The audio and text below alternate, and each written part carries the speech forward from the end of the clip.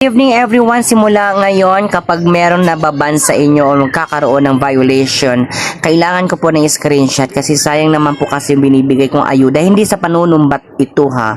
Syempre maawa din naman po kayo sa akin kasi naglalabas din po ako ng puhunan, hindi kung saan ko lang pinupulot ang pera para pambili ng coins at ipapaayuda sa inyo araw-araw.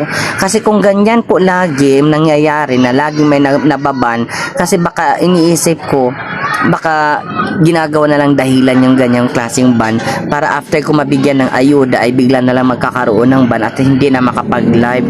Wag naman po sana ganun ang ginagawa nyo para sa agency natin. Syempre, kung kikita ang agency, kikita din kayo kasi nga doon ko nga kinukuha yung pang-ayuda ko sa inyo, yung kita ng agency. Kung maliit lang kinikita ko dito ha, pero grabe na yung pagod at sa pananakit ng aking braso hanggang ngayon sumasakit pa rin. Kaya napansin nyo kaninang hapon si admin siya ang pinag-ayuda ko, siya muna namigay.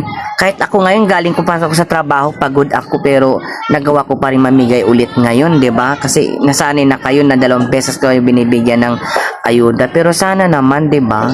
Huwag nating gawing dahilan yung ban kahit hindi naman kayo nababan. Salamat po.